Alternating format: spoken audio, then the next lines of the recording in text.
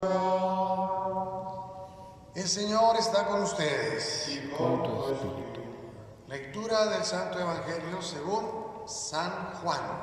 Gloria a ti, Señor. En aquel tiempo, la gente le preguntó a Jesús: ¿qué signo vas a realizar tú para que lo veamos y podamos creerte? ¿Cuáles son tus obras? Nuestros padres comieron el maná en el desierto, como está escrito: les dio a comer pan del cielo. Jesús les respondió: yo les aseguro, no fue Moisés quien dio pan del cielo, es mi Padre quien les da el verdadero pan del cielo. Porque el pan de Dios es aquel que baja del cielo y da la vida al mundo. Entonces le dijeron: Señor, danos siempre de ese pan. Jesús les contestó: yo soy el pan de la vida. El que viene a mí no tendrá hambre, y el que cree en mí nunca tendrá sed. Palabra del Señor. Gloria a ti, Señor Jesús. Pues el Evangelio nos está hablando, estamos escuchando, ¿verdad?, el Evangelio de San Juan. Y de San Juan, todo lo que va diciendo en su Evangelio, ciertamente está centrado en una dimensión, es decir, está pensando él en una enseñanza teológica, así muy, en ese sentido, muy clara. Si ya no está, esto, ¿qué significa el decir esto?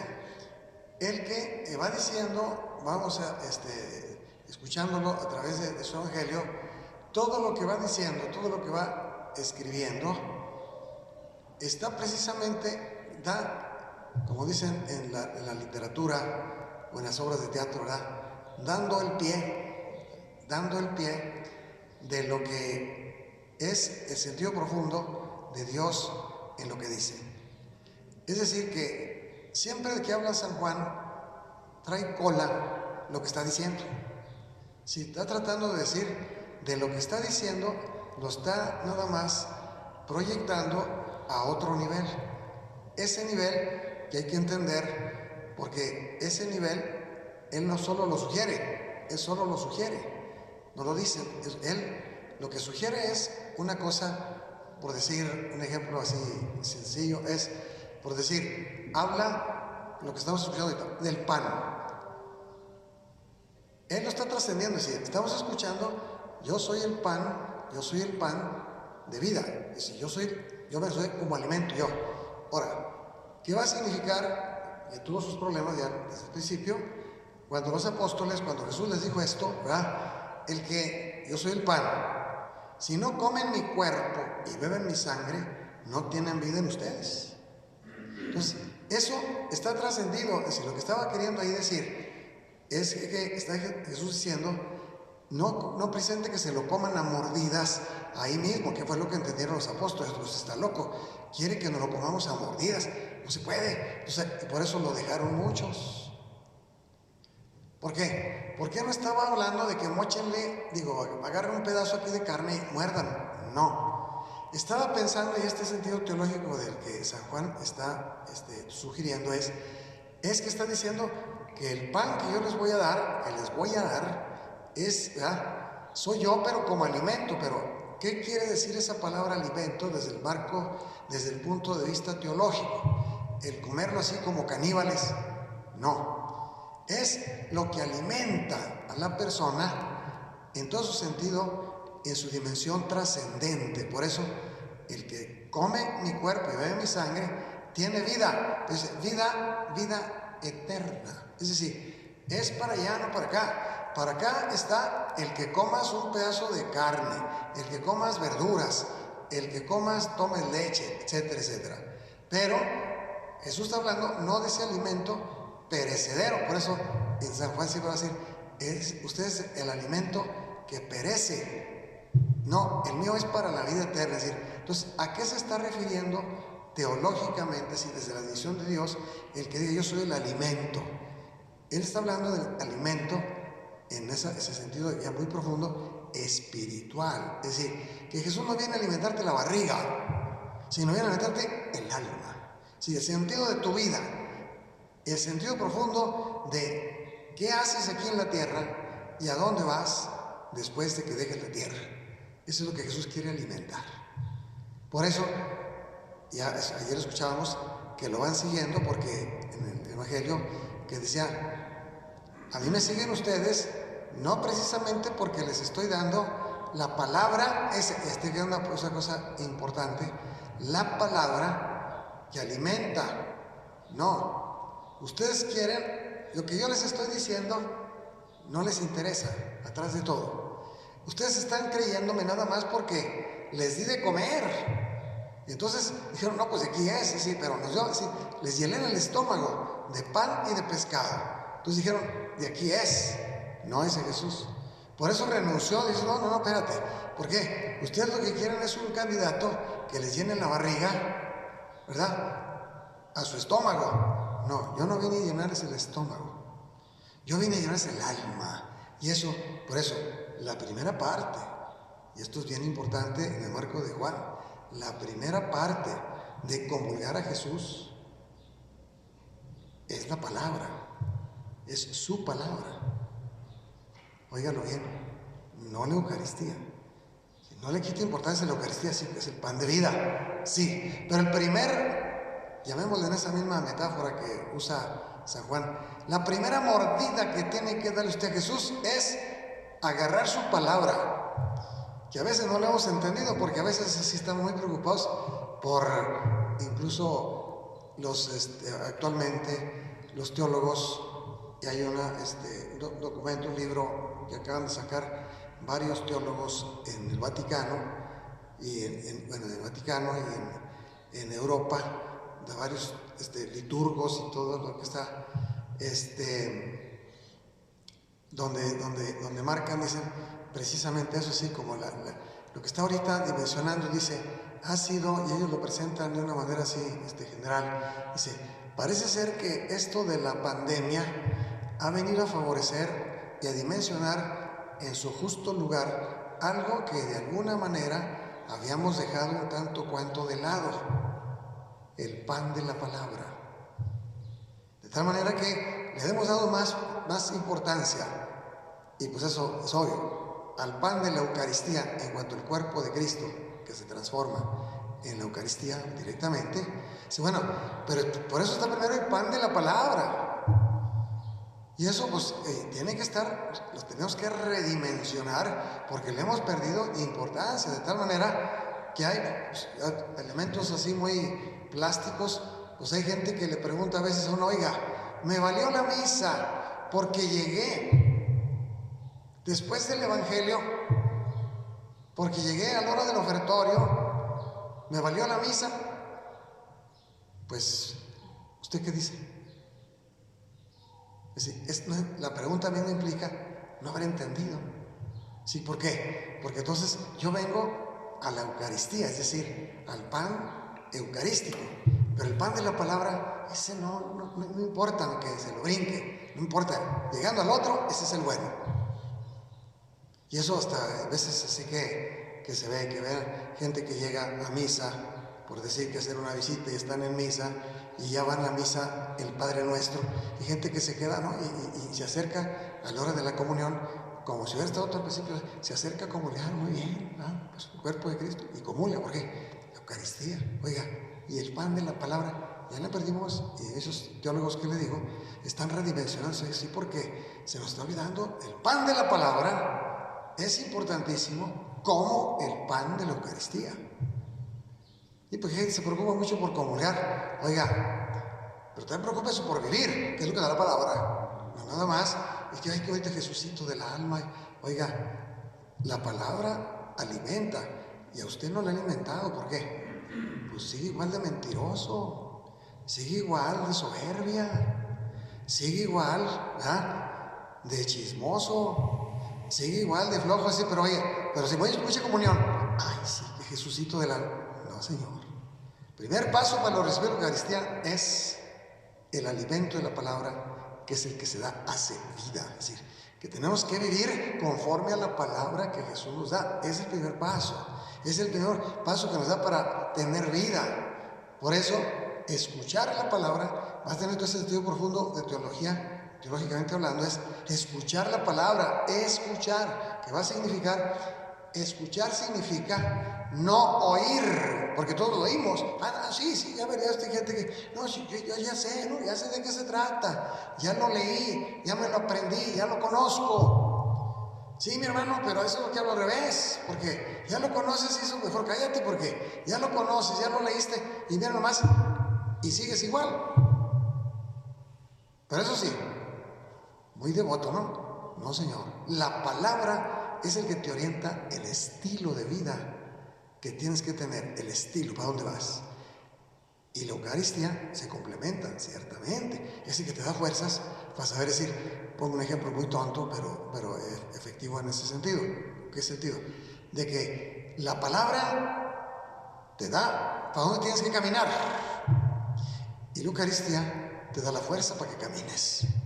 Pero son las dos. Porque si tienes el alimento para caminar, pero no sales, pues, ¿y qué? Pues, no es que sí, ya tengo. No, es para que camines, por eso viene la palabra, la palabra y la Eucaristía van pegados, siempre. Por eso tenemos que hacer primero el primer paso para la conversión, ya se ha fijado, por eso es la palabra. Escuchar la palabra, no oírla, escuchar, que me caiga, como nosotros decimos vulgarmente, que me caiga el 20. Oye, pues sí, esto me está, ¿qué estoy haciendo yo en esto?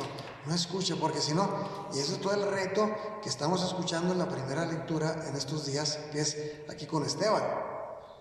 Toda la gente que está alrededor de él oye la palabra, pero no la quiere escuchar. Por eso Esteban les deja claro, oigan, es que ustedes se echaron a todos los profetas, sus papás.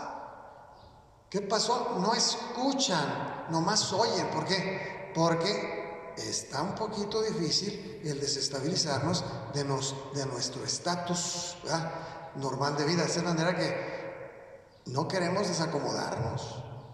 Y le hemos acomodado de tal manera a la palabra que seguimos pensando en lo que nosotros seguimos pensando y seguimos empeñados en lo que seguimos pensando. ¿Por qué? Porque si no es como nosotros pensamos, no sirve, no está. Y primero es la palabra. Aquí entenderá un dato curioso, el por qué los santos, mencionaba la semana pasada, y todos tienen esa característica, que termina una cosa que ratifica esto que estoy diciendo, San Ignacio de Loyola. Eso y todas las escuelas de las espiritualidades van por lo mismo, más que San Ignacio de Loyola lo explicita de una manera muy patente. Él, ¿cuál es? La obediencia.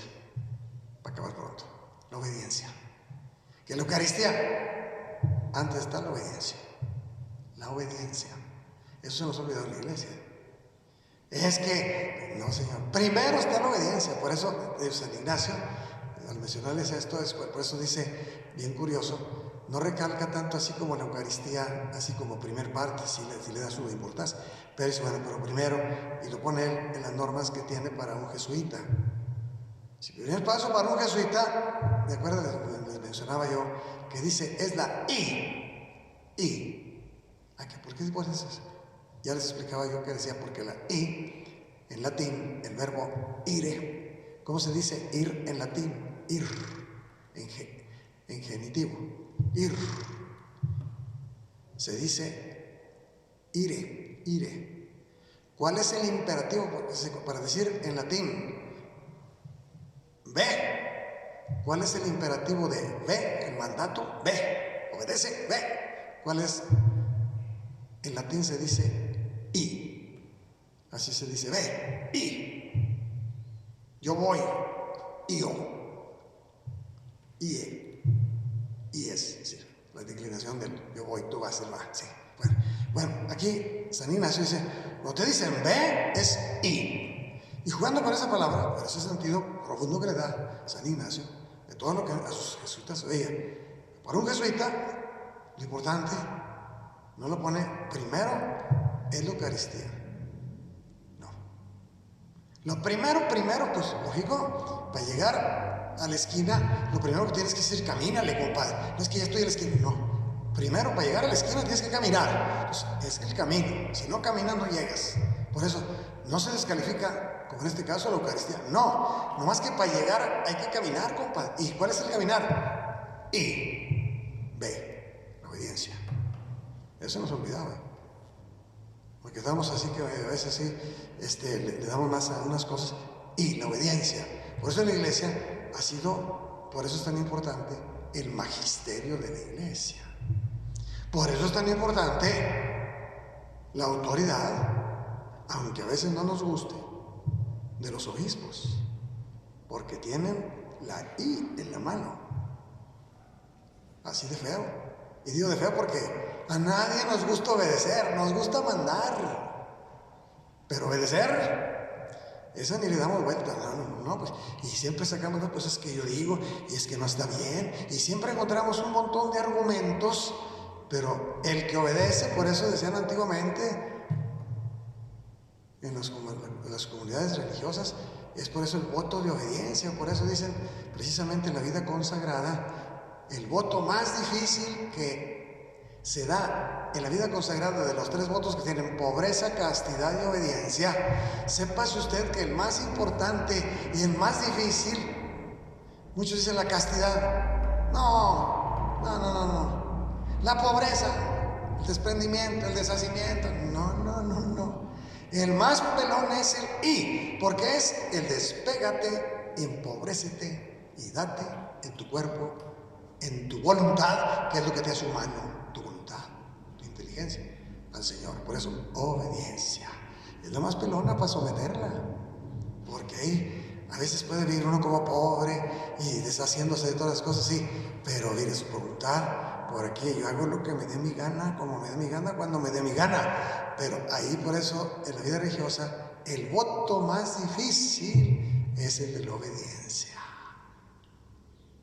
Y eso actualmente se parece que se nos ha olvidado. Incluso mismo en la iglesia. De tal manera que es definitorio. Y en ese sentido, es, ¿verdad?, la garantía. Mantenerse, y por eso decía, por eso la iglesia es tan importante. En ese sentido, la infalibilidad del Papa en esa línea va, porque se manda y hay que hacer obedecer. Es que no me parece, oiga, pues cuánto revuelo causó, por ejemplo, la encíclica de Pablo VI, allá por 1965, la Humane Vitae. Los primeros que se revolcaron como gusano con sal fueron los papas. Curiosamente, era el Humane Vitae que habla de toda la sexualidad de la persona, entonces todo eso lo que implica y todo eso, sí, esa parte en el nacimiento y todo eso. Los primeros que brincaron, curiosamente, los primeros que dieron brinco fueron los padrecitos, que se supone que eso, bueno, pues que le brinquen los casados o los laicos. No, los sacerdotes no, porque en cuanto tal tenemos ya ese compromiso, ¿verdad?, de castidad, es decir, en la vida clerical, de celibato. Entonces, no, tú te metiste, todos sabemos, te metiste para acá, cediste ese derecho que tienes, lo vas a un lado. ¿Le entras? Pues sí, le entro, sí. Aquí no entramos engañados. No es que yo no sabía, no, espérese. Fue una condición cuando usted entra aquí, en la vida sacerdotal, cuando entra usted y lo hace, impone las manos para hacerlo sacerdote, implica esa parte necesariamente, es decir, celibato. Usted cede sus derechos hormonales a Dios, así claro. Eso en la vida sacerdotal. En la vida consagrada, los monjes y las monjas, ese es un compromiso que se adornan. Pues yo quiero seguir a Jesús, y para que vea que nomás mi amor es por Él. Por eso de Vaticano II, en la Perfecte Caritatis, en el número 1, inmediatamente lo pone. Por eso los religiosos, los monjitas y los monjitos, lo primero que hacen es, por eso los pone ahí el Vaticano, de ejemplo, dice, son ejemplo de vida cristiana. Por eso los monjes y las monjas no son sacramento, es una opción de vida para llegar hacia Dios. Por eso es perfección cristiana, pero son, diríamos así, los monjes y las monjitas son nada más cristianos comprometidos, cristianos como usted. Para que digan, no, es que no, son iguales, nomás que ellos hacen explícitamente un compromiso de seguir nada más a Jesús bajo los 3 votos: pobreza, castidad y obediencia. Es decir, yo escojo eso como medio. O dicho en simple, nosotros los sacerdotes escogemos esto porque no queda otra. Si quieres entrar, bueno, sale pues, sacrificamos. Allá los religiosos no, de antemano, esto no, porque mi amor va a ser Jesús desde antemano. No es, acá pues es condición. En la vida religiosa es opción.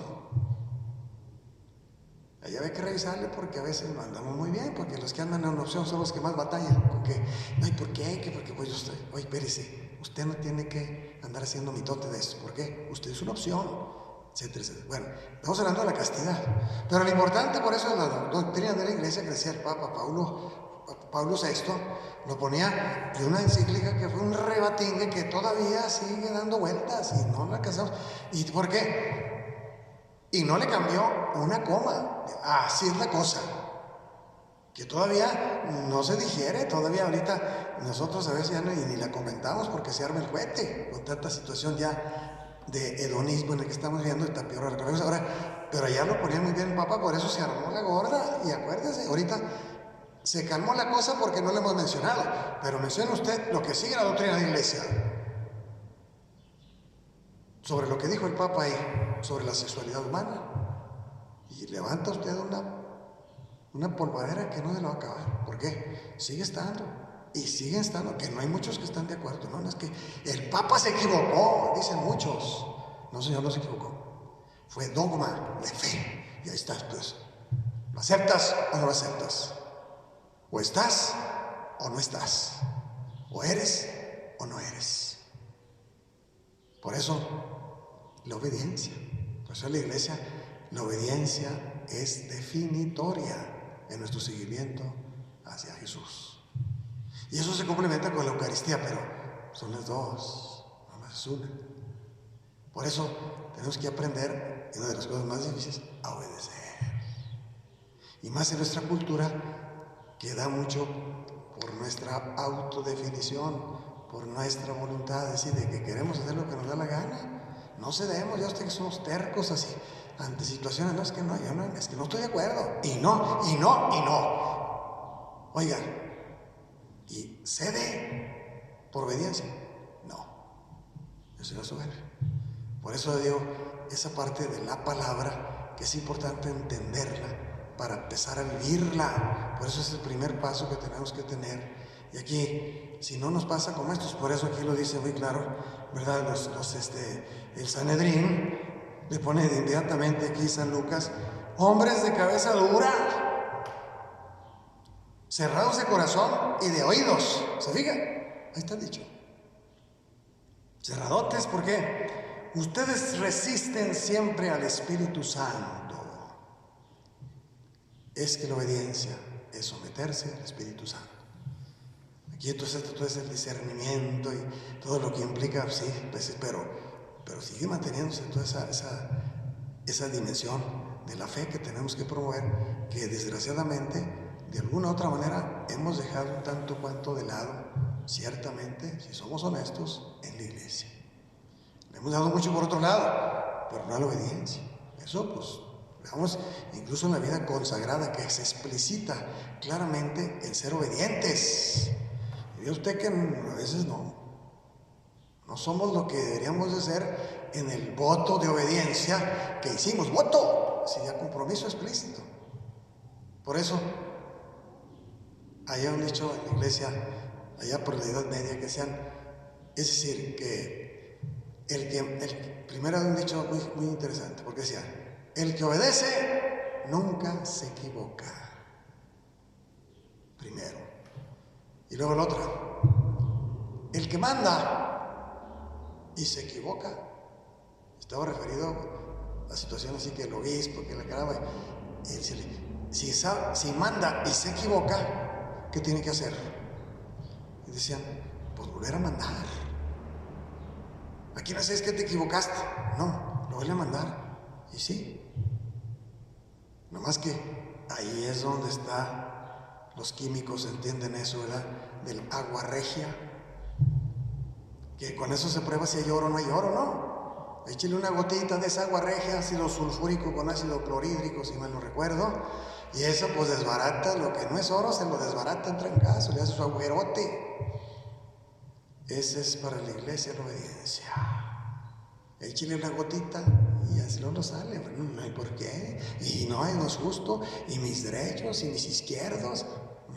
Ahí está, es donde se mide la calidad de cielo que cada quien lleva dentro de su corazón.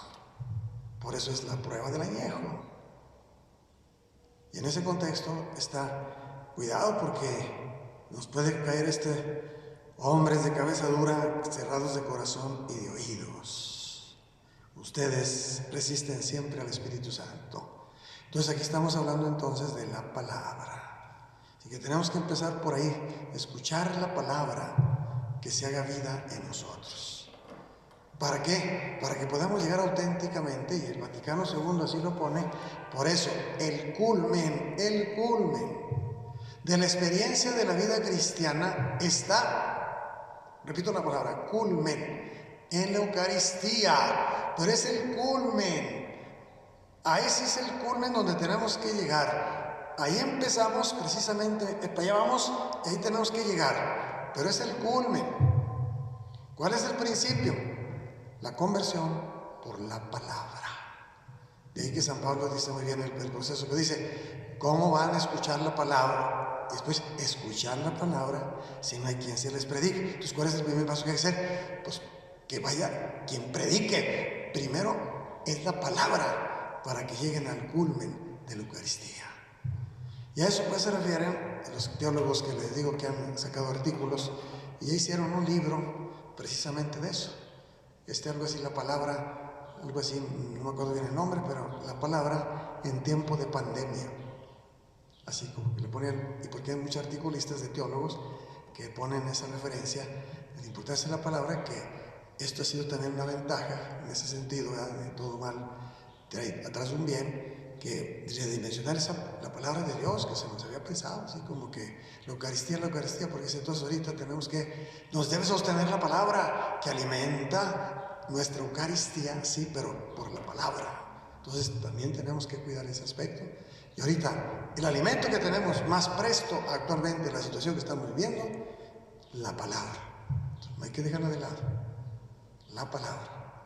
Por eso ahorita es tiempo también de revisar cómo andamos en eso, la palabra de Dios. Porque luego queremos Eucaristía y no tenemos la palabra. Y aquí es donde tenemos que conjugar las dos, son los dos, sí.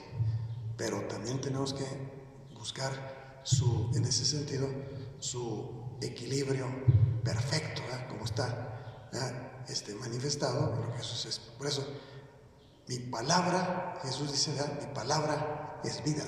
Entonces la palabra, pues cuando se habla, entonces es el alimento de la palabra y el alimento de la Eucaristía. Y eso es a lo que se está refiriendo el Evangelio que estamos escuchando. Así, ¿verdad? ¿Quién les da el verdadero pan del cielo? Yo, exactamente. Señor, danos siempre de ese pan.